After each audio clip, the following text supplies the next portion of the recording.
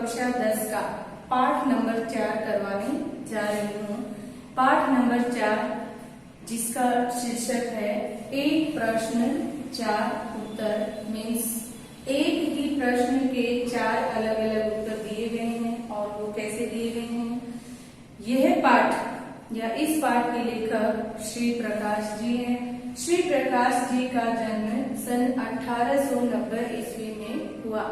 कहा जाता है कि ये हिंदी के जाने माने साहित्यकार हैं। इन्होंने अपने साहित्यों में छोटी छोटी बातों पर बड़ा ही गहरा चिंतन किया है। तो इस तरह से श्री प्रकाश जी ने अपने 4 महानुभवी मित्र हैं उनसे अपने ही देश के बारे में पूछा है और एक ही प्रश्न पूछा है चारों व्यक्तियों से और सबके अलग अलग विचार हैं। जिसने जैसा ऑब्जर्व किया है, जिसने जैसा देखा है, उसी के अनुसार सभी ने अपने अपने उत्तर दिए हैं। श्री प्रकाश के 4 अनुभवी मित्र हैं। तो सबसे पहले उन्होंने अपने जिस मित्र से इसके बारे में बात की कि हमारा देश उन्नति नहीं कर रहा है, हमारे देश में विकास नहीं हो रहा है, इसका क्या कारण हो सकता है। तो इस तरह से उनके जो सबसे पहले महानुभवी मित्र थे उनकी उम्र कुछ 36 वर्ष थी और वे एक वृद्ध ईसाई पादरी थे। वृद्ध ईसाई पादरी का कहना है कि तुम लोग अपने काम में गर्व नहीं लेते हो, काम करते हो परंतु तुम लोग अपने काम में गर्व नहीं लेते हो। एग्जाम्पल देती हूँ मैं आपको। सपोज कि हम कहीं पर जॉब के लिए जाते हैं या कोई भी व्यक्ति कहीं पर नौकरी के लिए जाता है तो वहां पर बड़ी अच्छी अच्छी बातें करता है कि मैं मालिक का सम्मान करूंगा, अपने काम में ईमानदार रहूंगा। परंतु जैसे ही उसे नौकरी मिल जाती है और कुछ समय बीतने के बाद वह उस काम के प्रति दूसरे लोगों के साथ मिलकर षड्यंत्र रचता है और दूसरों का काम खराब करता है और साथ में अपना भी काम खराब करता है। मीन्स वो उस काम में कोई भी ईमानदारी नहीं दिखाता है और ना ही उस काम को मेहनत और लगन से करता है। जो काम मिल जाता है वो उसकी रिस्पेक्ट नहीं करता है। तो इस तरह से काम मिलने के बाद भी वो रिस्पेक्ट नहीं करता है तो मीन्स वो अपने काम पर गर्व नहीं करता है।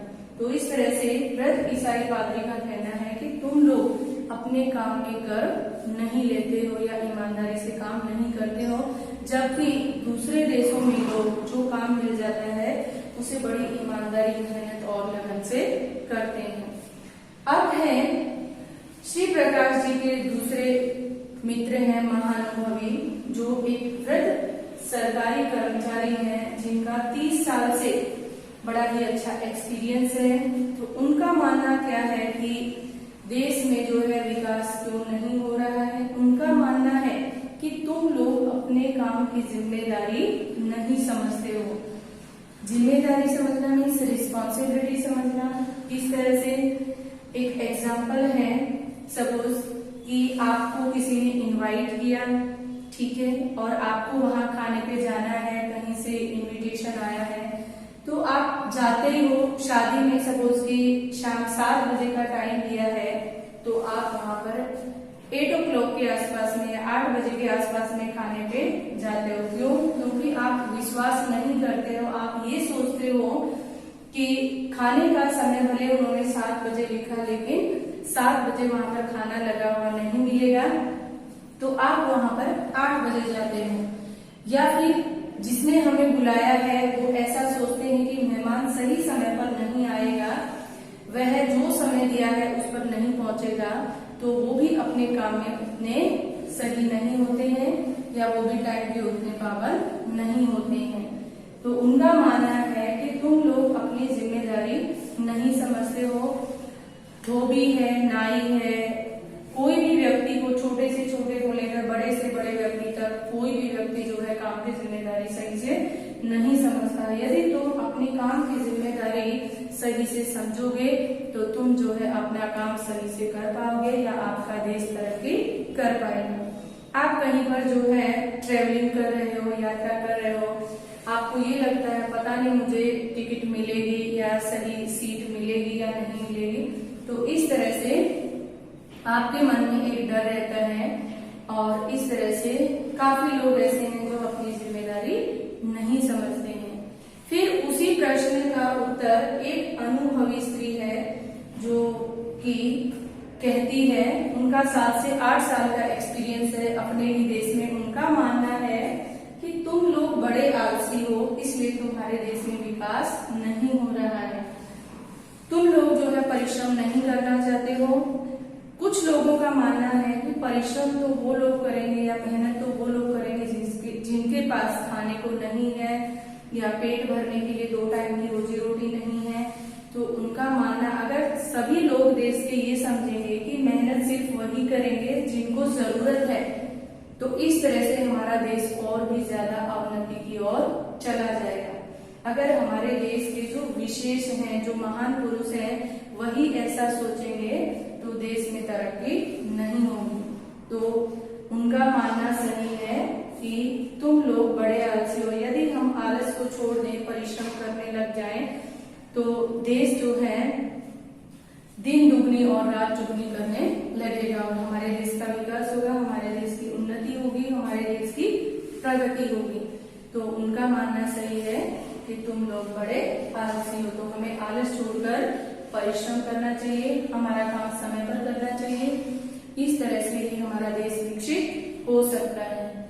उसके बाद लेखक के जो मित्र हैं, एक बड़ी वृद्धा स्त्री हैं, महिला हैं, और उनका मानना है कि तुम लोगों में उदारता नहीं है। किस तरह से कि तुम लोग एक दूसरे के प्रति उदार भाव नहीं रखते हो।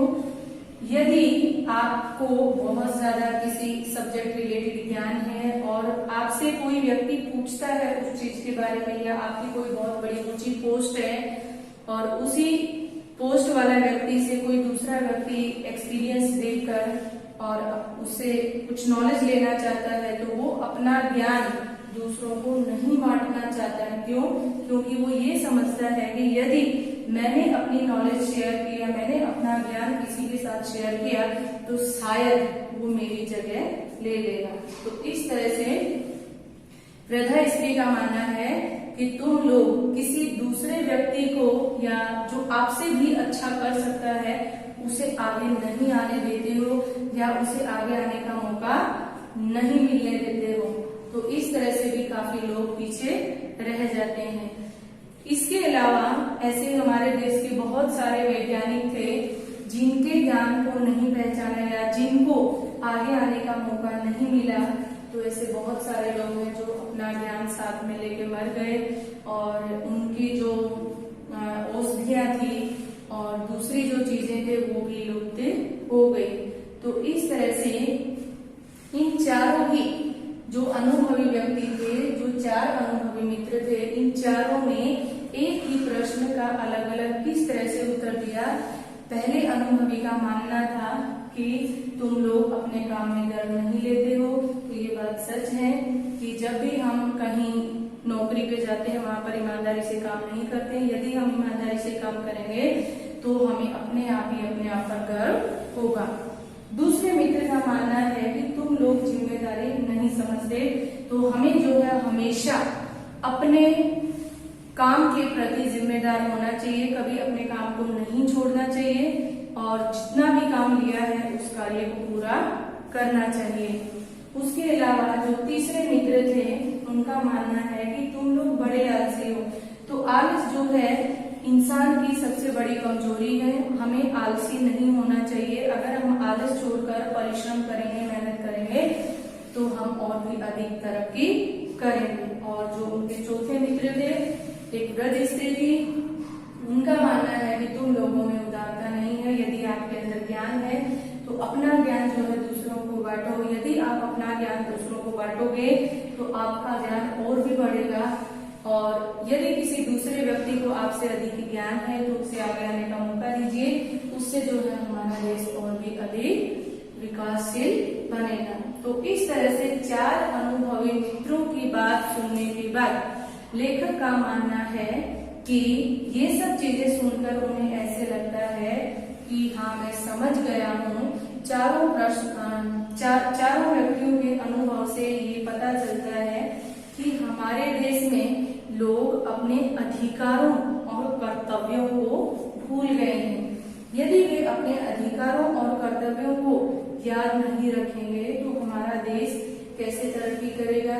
तो हर व्यक्ति को, देश के हर नागरिक को अपने अधिकारों और कर्तव्यों के प्रति जागरूक होना चाहिए। कभी भी किसी भी व्यक्ति को अपने काम को छोटा नहीं समझना चाहिए। यदि हम अपने ही काम को छोटा समझेंगे तो हम कभी भी काम नहीं कर सकेंगे। काम हमेशा छोटे से ही चालू होता है, सीधा कोई ऊंची पोस्ट पे नहीं पहुंच जाता है। तो इस तरह से हमें हमेशा काम छोटा हो या बड़ा हो, उसे मेहनत और लगन से करना चाहिए और हमें अपने काम के प्रति ईमानदारी, कर्तव्य, लगन एवं निष्ठा होनी चाहिए। तो इस तरह से लेखक द्वारा बताया गया जो अनुभव है उनके 4 मित्रों का, उसमें यही बताया गया है कि हमें हमेशा अपने अधिकारों और कर्तव्यों के प्रति जागरूक रहना चाहिए। हमें हमेशा अपने काम के प्रति ईमानदार और लगन एवं निष्ठा होनी चाहिए। तो इस तरह से आप ये वीडियो देख लीजिए और सुन लीजिए। Thank you.